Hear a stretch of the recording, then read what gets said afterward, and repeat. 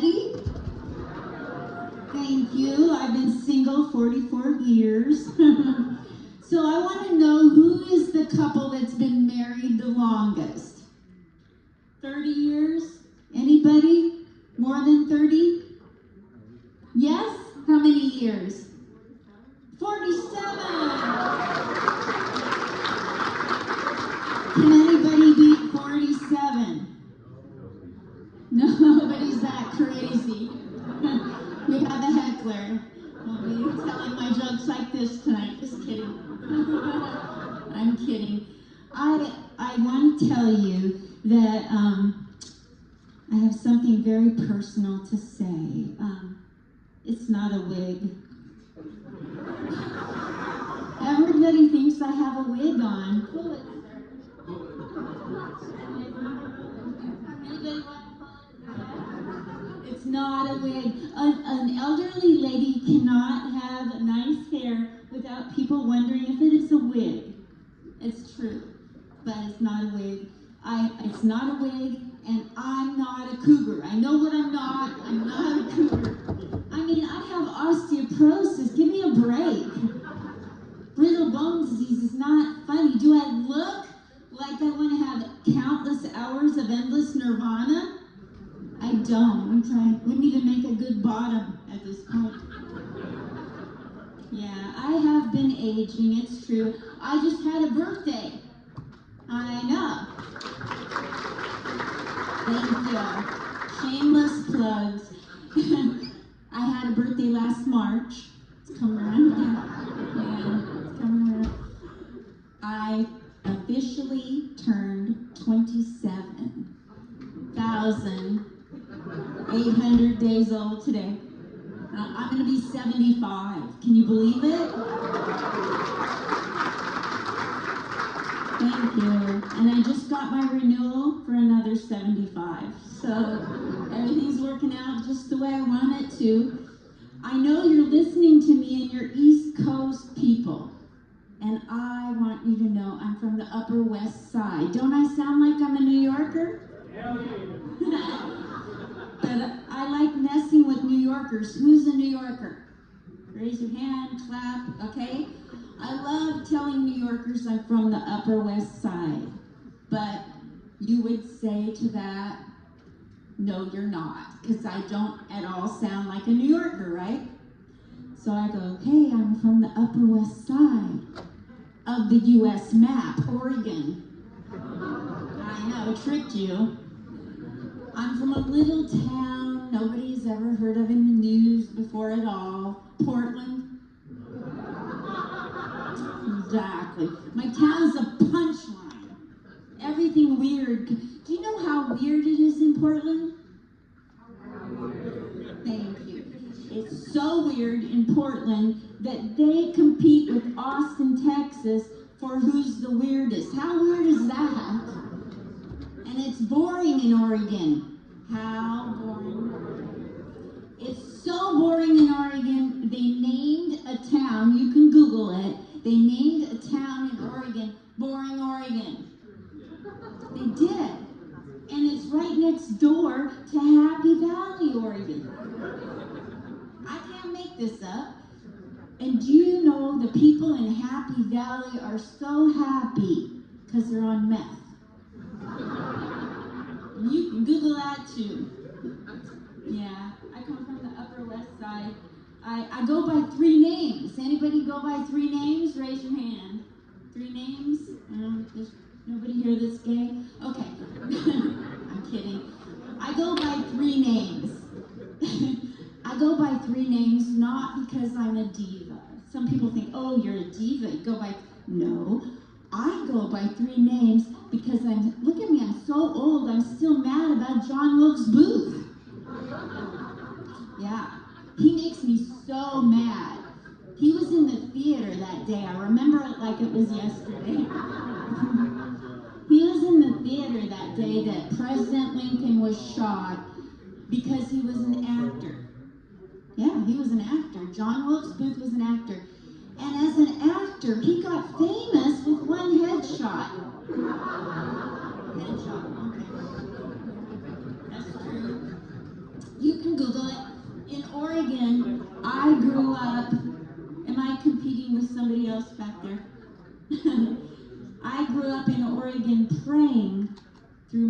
childhood that the rain would stop. 190 days a year it rains in Oregon. That's why it's so green there. And the marijuana. And do you know what comes out when the rain stops, sir, in Oregon? The people. Careful what you pray for. You know, they come out with their mom vans and their bilateral haircuts and Smurf blue color. I couldn't take it. I grew up wanting to leave Oregon and move to New York my entire life. And do you know why I got to move to New York City? I got to move here a year ago because of the Facebook. That's right, old people call it the Facebook. Yeah, because I was putting jokes out on the Facebook and I was getting all kinds of likes. And Comic Strip Live said, oh, you think you're a hot shot? Come out here to New York and try these jokes with a real tough New York audience. So I got on the train, I told jokes the whole way, and I got off at Penn Station, and I came up the escalator and I saw it. Have you guys seen the Empire State Building? You guys have something there. I saw it, and it started singing to me. Sing it with me. If you can make it here, come on. If you can make it here, you'll make it anywhere. It's up to. And then I heard a voice, loud and clear as a bell. Get out of the line, get out of the lane, you crazy bitch. This is a bike lane. I'm from Oregon, what do I know? We have bike lanes on the street. And we don't have bike messengers. Anyway, I needed a shrink. So I went to any shrinks here? This is gonna get dark. I went to a shrink, a psychiatrist, because I'd been triggered my first hour in New York City. And I told her my symptoms. You know, I was startled, I can't sleep, upset stomach, that kind of thing. And yeah, thank you. Now I'll tell my jokes this way. So I told her all my symptoms, and she said she had every symptom I had.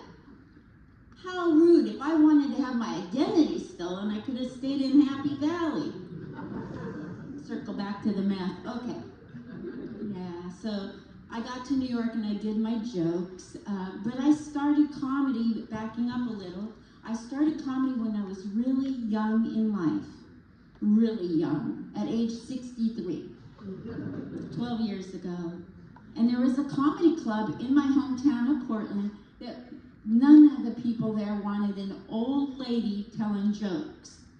In fact, the comedians, when I went on stage, they would go out and start smoking cigarettes. I think I taught them to smoke. So I'm a boomer, I know how to get even, and I know how to get attention, right?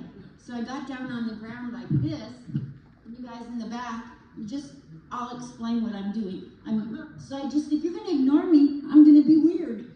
I am lived too long to be ignored. I'll just do sit-ups. Because I was in the U.S. Army in 1973, I can do this all day. Thank you. Clap if you're a veteran. Any veterans here? No? Okay, I'll move on. Yes? Thank you for your service.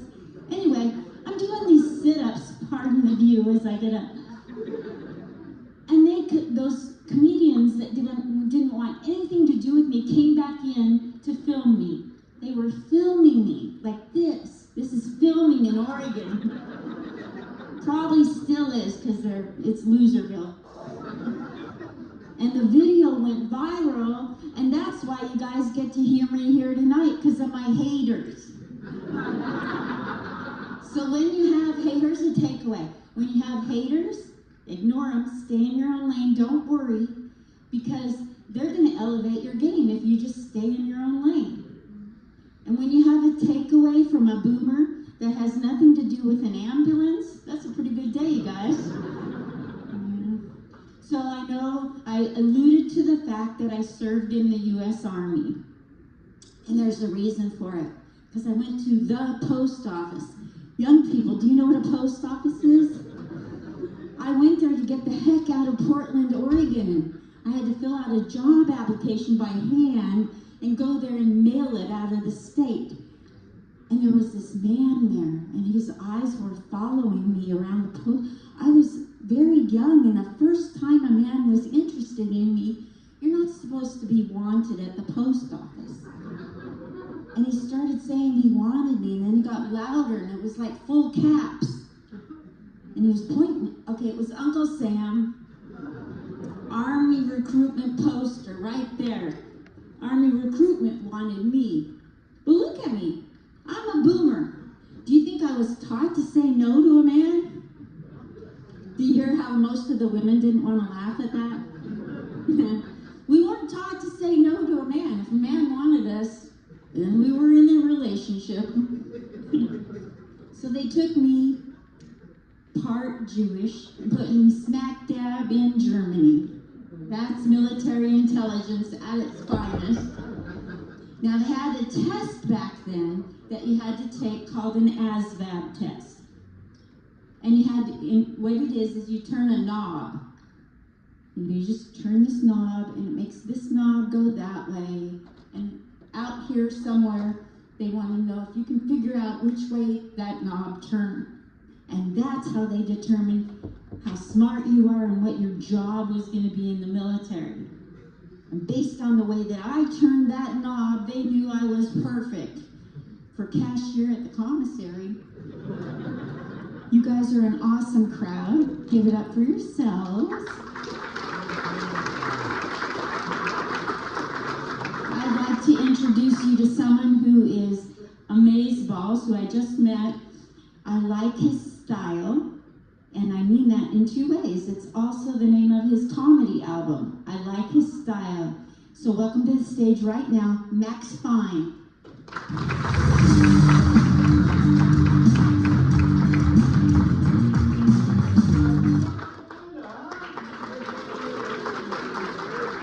Yeah, dude, right.